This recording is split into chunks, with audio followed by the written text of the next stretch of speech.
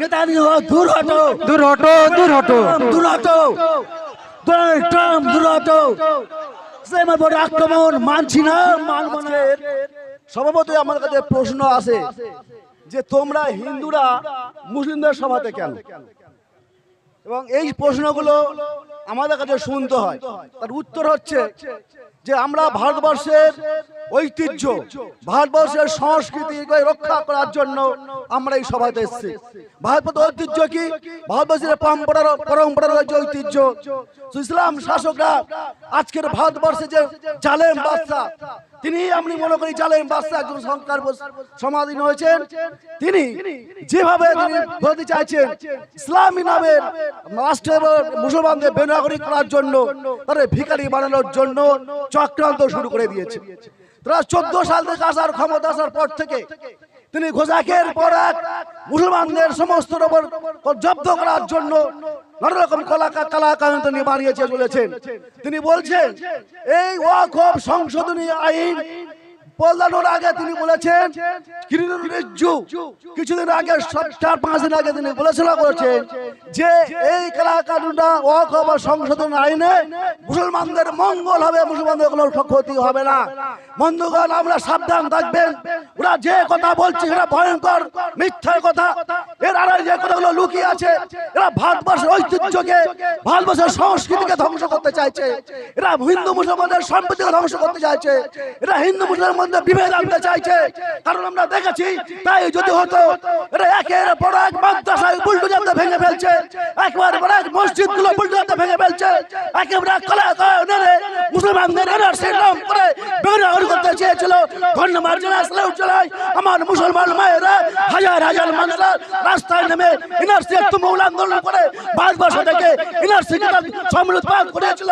আজকে তেমন ভাবে আপামর ভারতবাসীকে শুধু মুসলমান নয়, শিখ, হিন্দু, খ্রিস্টান, আদিবাসী, দলিতরা সবাই মিলেমিশে আমরা কলকাতার রাজপথে 26শে এপ্রিল আমরা ঐতিহাসিক সমাবেশ ঘটাবো। যে সমাবেশে লক্ষ লক্ষ লোক নাই, কোটি কোটি লোকের সমাবেশ ঘটবে, এবং সেই সমাবেশের মধ্যে আমরা সারা ভারতবর্ষের মোদী, অমিত শাহের বার্তা দিতে চাই, তোমরা সাবধান হয়ে যাও। তোমাদের মতো জালেম বাদশা পৃথিবীতে অনেক এসেছিল, তোমাদের নমরুদ এসেছিল, ফেরাউন এসেছিল। আমরা ইসলামের ইতিহাস যদি পড়ি, আমরা ইসলাম যদি গবেষণা করি, সেখানে আমরা দেখেছি এই ফেরাউনকে নিজেকে বাদশা বলে ঘোষণা করেছিল, এবং নমরুদের মতো বাদশা তুমি মোদী ছাড় পকেটের কাছে কোটার শক্তি বলে দাম্ভিকতায় এমন সারিয়ে গেছিল, তারা শেষ করতে বেশি সময় লাগেনি। আর তুমি নরেন্দ্র মোদী ইসলামের ইতিহাস থেকে মুসলমানদের সংস্কৃতি, ইসলাম নামটা ঘুষে দেওয়ার জন্য যে ষড়যন্ত্রে তুমি লিপ্ত হয়েছো, তোমার এই ষড়যন্ত্র সফল হবে না, হবে না। জেনে রাখো, ভারতবর্ষের মুসলমানরা, পৃথিবীর মুসলমানরা 313 জন, আর ওরা 1000 মানুষের সঙ্গে লড়াই করেছে। তেমন ভাবে 1000 মানুষ 10,000 মানুষের বিরুদ্ধে লড়াই করেছে। এই ইতিহাস মুসলমানদের সামনে আছে। তুমি কাদের ভয় দেখাচ্ছ, কাদের চোখ রাঙাচ্ছ? চোখ রাঙানোর আগে পিছনের ইতিহাসটা লক্ষ্য করে দেখো। ভারতবর্ষে 313 জন মুসলমান, এই রাষ্ট্রের ভারতবর্ষে পৃথিবীতে 6 কোটি মানুষ আছে। আমরা তাদের ধ্বংস চাই না, ইসলাম কোনো মানুষের ধ্বংস চায় না, বিনা কোনো রক্তপাত নেয় না। কারণ কোরআন শরীফে ঘোষণা হয়েছে যে মানুষ একটি জীবন রক্ষা করলো, গোটা মানব জাতিকে রক্ষা করলো। যে মানুষ একটা জীবন নিল, গোটা জাতিকে ধ্বংস করলো। যে কোরআনে এমন বাণী উচ্চারিত হয়েছে, সেই কোরআন বিনা কারণে কোনো মানুষকে প্রাণ নেওয়ার কথা বলে না। সেই কোরআন মানুষকে বলে, মানুষের সাম্যের কথা বলে, অত্যাচারের হাতকে ভেঙে দিয়ে ইনসাফ প্রতিষ্ঠা কথা বলে, মানুষের সাম্যের কথা প্রতিষ্ঠা কথা বলে, কোরআন ভ্রাতৃত্বের কথা বলে, বিশ্ব ভ্রাতৃত্বের কথা বলে। নবী মুহাম্মদ সাল্লাল্লাহু আলাইহি ওয়াসাল্লাম তার জীবন দিয়ে দেখিয়ে গেছেন, প্রতিষ্ঠা করে গেছেন। আমরা ইসলামের দীর্ঘ ইতিহাস আমরা স্টাডি করেছি, আমরা পড়াশোনা করে একেবারে প্রায় ইতিহাস তুলে ধরতে পারি। আমরা সেই দিকে যাচ্ছি না। ব্যক্তি কথা শুধু মোদী, অমিত শাহের এবং তাদের অনুসারা যারা জয় শ্রীরাম বলে ফুলিয়াতে কিছুদিন আগে মুসলমানদের ভাইদের যখন গাড়ি চলে যাচ্ছিল, তাদের গাড়িগুলোতে জোর করে পতাকা লাগিয়ে জয় শ্রীরাম বলে তোমরা মুসলমানদের ভয় দেখালে ফেলে চাইছো, মুসলমানরা ভয় পায় না। জেনে রাখো তোমরা, জয় শ্রীরাম।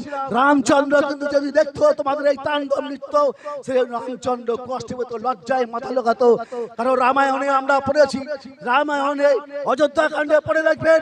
এখানে হিন্দু ভাইরা যদি কেউ থাকে, রামায়ণে রামচন্দ্র যখন ভারত পৃথিবীতে তিনি রামের রাজ্যাভিষেক হয়, সেই সময় সবাই বলুন তো, যারা রামায়ণটা খুলে দেখবেন, সেই রামায়ণে রামচন্দ্রকে সেই সময়কার প্রজারা জয় শ্রীরাম বলে ধ্বনি দেয়নি, তারা দিয়েছিল জয় সীতারামাইয়া, জয় সীতামাইয়া বলে।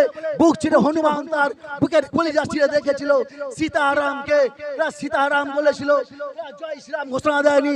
জয় শ্রীরাম ঘোষণা দিয়ে আজকের একটা বয়স্ক মুসলমানকে, ছোট ছোট মানুষকে জোর করে তোরা জয় শ্রীরাম বলাচ্ছ, তার লেগে পিটিয়ে পিটিয়ে মারছো। এটাকে হিন্দু ধর্মের এবং রামচন্দ্রের নীতি নাকি? যারা এই কাজটা করছেন, অহরহ করে চলেছেন, তারা সাবধান থাকবে। রামচন্দ্রের কাজটা চাইনি, রামচন্দ্রের নামে এবং হিন্দুত্বের নামে যারা হিন্দুত্বের ধরা যেতে চাইছো, যারা হিন্দুদের প্রবক্তা সাজতে চাইছো, তারা সাবধান রাখুন। ওরা হিন্দু নয়। নরেন্দ্র মোদী, অমিত শাহ, দিলীপ ঘোষ এবং শুভেন্দু অধিকারী হিন্দু নয়। তা হিন্দু নামের কলঙ্ক, তা হিন্দুদের নাম করে, জয় শ্রীরামের নাম করে মুসলমানদেরকে ভয় দেখাতে চাইছে। এই ভয়ে তো মুসলমানরা ভয় কম্পিত হয়নি, হবেও না। কারণ ভারতবর্ষের পৃথিবীর ইতিহাসে ঐতিহ্য আছে, সংস্কৃতি আছে, যে মুসলমানরা যদি একবার তারা লা ইলাহা ইল্লাল্লাহ মুহাম্মাদুর রাসূলুল্লাহ বলে জীবন দেয়, তাদের ঘোষণা করা হয়েছে সরাসরি শহীদ হবে। আর যদি সে ফিরে আসে গাজী হবে, এই কথা কোরআনেতে পরিষ্কার ভাবে জানানো হয়েছে। আজ মুসলমানরা কোনো অবস্থাতে তোমাদের ফিরে আসতে পারে না। আজকে জেনে রাখুন, তোমরা ইসলামের উপর ভয় করে এই ঘটনা আমরা দেখি। নবী মুহাম্মদ সাল্লাল্লাহু আলাইহি ওয়াসাল্লামের 617 এবং 619 খ্রিস্টাব্দে একটি ঘটনা ঘটেছিল, আপনারা অনেকেই জানেন। কোরেশ এবং আরো অন্যান্য গোত্রপতিরা মিলে তারা ঘোষণা করেছিল যে মুসলমানদের সাথে সমস্ত লেনদেন বন্ধ করা হবে, তাদের ব্যবসা বাণিজ্য করা হবে না। আজকের মোদী, অমিত শাহরা গুজরাটে কুম্ভ মেলার আগে ঘোষণা করেছে যে মুসলমানরা কুম্ভ মেলায় কোনো দোকান দিতে পারবে না, মুসলমানরা কোনো ব্যবসা বাণিজ্য গুলো হিন্দু ভাইরা কেনাকাটা করতে পারবে না। বন্ধুগণ, এই ব্যর্থতা, এই চূড়ান্ত যখন ওরা যখন মুহাম্মদ সাল্লাল্লাহু আলাইহি ওয়াসাল্লামের আজ সময়ে তাকে করেছিল এবং আরো গোত্রপতিরা করেছিল, তাদের চক্রান্ত ব্যর্থ হয়েছিল।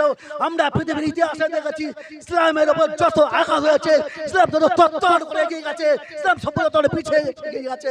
ইসলাম কোনোদিন নেভাতে পারেনি, কারোর ক্ষমতা নেই পৃথিবী থেকে ইসলামকে মুছে দেওয়ার, কোনো হিম্মত নেই। নরেন্দ্র মোদী, অমিত শাহ কেন, গোটা পৃথিবী জুড়ে যদি আছে নেতানিয়াহু, ট্রাম্প মিলে যদি ইসলামকে নেভাতে চায়, কারোর ক্ষমতা নেই পৃথিবী থেকে ইসলামকে নিভে দেওয়ার। বন্ধুগণ, জোর করে বলতে চাই যে ভারতবর্ষ কেন, পৃথিবী জুড়ে মুসলমানরা একত্রিত হতে হবে। আমার যে ভাইরা বলছিল এখানে কিছুদিন আগে, আমাদের মধ্যে তাবলীগ জামাত আছে, আমাদের মধ্যে ফুরফুরা শরীফ আছে, আমাদের মধ্যে জামাত ইসলাম আছে, জামাতে উলামা হিন্দ আছে, নানা রকম তাহলে হাদিস আছে। আমি ইসলামের সম্বন্ধে ঢুকে দেখছি নানা রকম ফেরকা বিভক্ত। আজকে সব ফেরকা ভুলে যেতে হবে। আমার নবী মুহাম্মদ সাল্লাল্লাহু আলাইহি ওয়াসাল্লামের আক্রমণ, আমার মসজিদ আক্রমণ, আমার দরগা আক্রমণ, আমার কাবা শরীফ আক্রমণ এবং আমাদের আজকে কবরস্থান আক্রমণ হচ্ছে, মাদ্রাসাগুলো আক্রমণ হচ্ছে। এই আক্রমণের মুখে আমি একজন মুসলমান, এই আপনার পরিচয়, এই পরিচয়ে সমস্ত ভেদাভেদ, সমস্ত পার্টি কথা ভুলে যান। ভুলে গিয়ে আমরা আসুন প্রত্যেকেই কলকাতা 26শে এপ্রিল যে মহাসমাবেশের ডাক, সেই সমাবেশকে আমরা সফল করে তুলে দিয়ে সারা বিশ্বে আমরা দেখাতে চাই, মোদী, অমিত শাহ কেন, ডোনাল্ড ট্রাম্প এবং নেতানিয়াহু, তুমি যে প্রতিদিন বোমা বর্ষণ করে পর্যন্ত 45,000-এর বেশি শিশুকে তুমি খুন করেছো, রক্তে রাঙিয়েছো। ছোট ছোট দেব শিশুগুলো, ছোট ছোট শিশুগুলো দেব শিশুর মতো মানুষের উপর আক্রমণ মানছি না, মানবো না, মানছি না, মানবো না। তুমি মুসলমানের চরিত্রে হরণকারী করা নেতাজিদের মানছি না, মানবো না, মানছি না, মানবো না। কোরআনকে, ইসলামকে প্রতিনিয়ত দুর্নাম করছে, তাদের ধিক ধিক ধিক্কার, ধিক্কার, ধিক্কার, ধিক্কার, ধিক্কার, ধিক্কার। নবী মুহাম্মদ সাল্লাল্লাহু আলাইহি ওয়াসাল্লামকে বলে যান, তিনি বিশ্ববিখ্যাত লেমার টাইম বলেছেন যে বিশ্ব নবী মুহাম্মদ সাল্লাল্লাহু আলাইহি ওয়াসাল্লাম কেমন ছিলেন। শুধু একজন অমুসলিম মানুষ, বিখ্যাত দার্শনিক, তার কথা বলছি আমি, কোনো মুসলিমদের বক্তাদের থেকে বলছি না। কারণ হিন্দুরা বলে না, মুসলমানরা তো তাদের বলবেই তাদের নেতার সম্পর্কে, কিন্তু বিশ্বের বিখ্যাত দার্শনিক আছে এবং হাজারখানে আমাদের দার্শনিক কোটেশন আছে যারা নবী মুহাম্মদ সাল্লাল্লাহু আলাইহি সম্পর্কে অসাধারণ কথা বলেছেন। সেটা নেতাজি সুভাষচন্দ্র থেকে শুরু করে মহাত্মা গান্ধী থেকে শুরু করে বিবেকানন্দ থেকে শুরু করে বান্না শাহ থেকে শুরু করে আম্বেদকর থেকে শুরু করে প্রচুর মানুষ মুহাম্মদ সাল্লাল্লাহু আলাইহি ওয়াসাল্লামকে যে সুন্দর উক্তিগুলো করেছেন আমরা দাদার কোটেশন যদি পড়ি যদি জানতাম তাহলে আমাদের হৃদয় জুড়িয়ে যেত। ইসলাম সঙ্গে ধারণা মোহাম্মদ আমাদের এরকম যে ধারণা তৈরি করা হয়েছে, যে হিংসার বাতাবরণ তৈরি করা হয়েছে, এই হিংসা থাকতো না। আমি কয়েকটি কথা এখানে প্রয়োজন আছে বলে মনে করছি, সেগুলো বলে আমি শুরু করছি। আর ওয়াকফ সম্পর্কে যে আইনগুলো ডিটেলস হয়েছে, কবে হয়েছে, কেন হয়েছে, কি কারণ ছিল, প্রথমে আইনটা কি ছিল, এই আইনগুলো আমাদের জানতে হবে, লড়াইটা লড়তে হবে, আবেগে ভাসলে হবে না। ওটা আইন করেছে, আইনটা বদলেছে। ভারতবর্ষের এরকম প্রচুর আইন হয়েছে, ফোটার মতো আইন হয়েছিল। জনগণ মাঠে নেমে জনগণের ঢেউয়ের প্রতিবাদের ফলে আন্দোলন থেমেছে। তাই আমরা পারি, আমি আপনি আপনার ক্ষুদ্র প্রচেষ্টাকে ঐক্যবদ্ধ করে যতদিন ইসলামের উপর আক্রমণ আসবে, যতদিন ওরা ওয়াকফ আইন প্রত্যাহার না করবে, ততদিন শুধু আপনারা নয়, আমাদের মতো সুবল সর্দার বলেছেন, বসে আছেন, তিনি বলেছেন যে আগামী এক সপ্তাহের মধ্যে শুধু কলকাতার বুকে হিন্দু জনসভা হবে, মুসলমান থাকবে না, হিন্দুরা মিলে ওয়াকফ আইনের প্রত্যাহারের দাবিতে কলকাতার রাজপথ আমরা কাঁপাবো। এই কথা আজকে আমরা সাতলিয়া দিয়ে যাচ্ছি, দুটো আপনাদের বলে যাচ্ছি। এখানে যারা আসেন সুবলদাকে সহযোগিতা করবেন, তিনি আদিবাসীর বড় লিডার, তিনি বলছেন 5,000 মা বোন নিয়ে কলকাতায় যাব এবং আমরা যারা সিভিল রাইটস করি, আমরা যারা বন্ধু মুক্তি কমিটি করি, হকার সংগ্রাম কমিটি করি, তাদের মধ্যে প্রচুর সংগঠন আছে, তারাও বলেছেন আমরা মানুষদের কলকাতার রাজপথে মুসলমানরা নয় হিন্দুরা দেশকে বাঁচানোর স্বার্থে তারা ভারতবর্ষে বুকে কোটি কোটি লক্ষ লক্ষ টন রক্ত দিয়ে ভারতবর্ষের স্বাধীনতা করেছিল, এনে দিয়েছিল, তাদের উপরে অত্যাচার আমরা মেনে নেব না।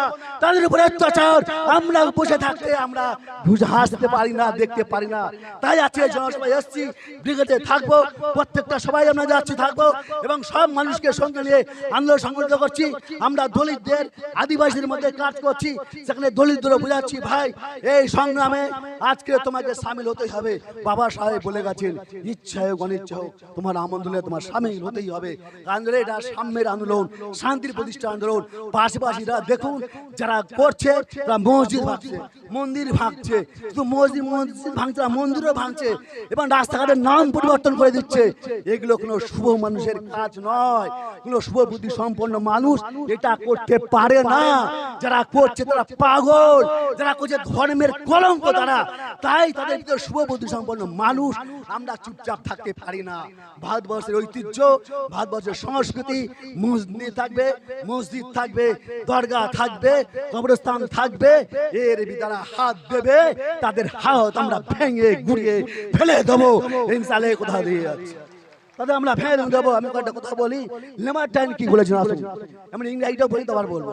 Philosopher, warrior, absolute legislator, warrior, consider of idea of equal without image, the founder of 20 territorial empire and of spiritual empire. This is Muhammad sallallahu alaihi wasallam. As regard all standard by which human greatness may be measured, we will ask, is there any man greater than he? অর্থাৎ দার্শনিক, বাগ্মী, শরীয় দূত, আইন প্রণেতা, যোদ্ধা, মতবাদ বিজয়ী, মূর্তিবিহীন ধর্মমতের প্রতিষ্ঠা, 20টি পার্থিব সমাজের প্রতিষ্ঠাতা, একটি ধর্মরাজ্যের প্রতিষ্ঠাতা, তিনি হযরত মুহাম্মদ সাল্লাল্লাহু আলাইহি সাল্লাম। মানুষের শ্রেষ্ঠত্ব ও মহত্ব মাপার যতগুলি মাপকাঠি আছে তার সবগুলি দিয়ে বিচার করলে তার থেকে শ্রেষ্ঠ মানুষ আছে কি? লেবার্টাইন বলেছেন হযরত মুহাম্মদ সাল্লাল্লাহু আলাইহি সাল্লামকে পৃথিবীর যতগুলো মাপকাঠি আছে সেই মাপকাঠিতে ফেললে হযরত মুহাম্মদ সাল্লাল্লাহু আলাইহি সাল্লাম বিশ্বের শ্রেষ্ঠ একজন মানব, মহাদার্শনিক, মহাবাগ্মী। আর সেই ধর্মের মানুষেরা খারাপ হতে পারে না, সেই ধর্মের মানুষেরা তারা তারা মানুষের মতো এরকম তারা আল্লাহ আকবার বলে একটা মানুষকে খুন করেনি, একটা মানুষকে পেটায়নি। এই ইতিহাস তাদের নেই। কাজেই যারা জয়সান উম্মতরাই মাৎস্য হয়েছেন তাদের কাছে করজোড়ে অনুরোধ করছি, ভাই হিংসা দিয়ে শান্তি প্রতিষ্ঠা করা যায় না। ওরা পাশাপাশি যে ধর্মের নাম করে উন্মতা সৃষ্টি করছে, উন্মতার পা না দিয়ে আসুন আমরা শান্তি প্রতিষ্ঠার জন্য মুসলমানদের দিকে একটু সংস্কৃতি তাকাই, তাদের দিকে দেখি তারা কি করছে। এই কথা বলে আমি আমার বক্তব্য শেষ করছি।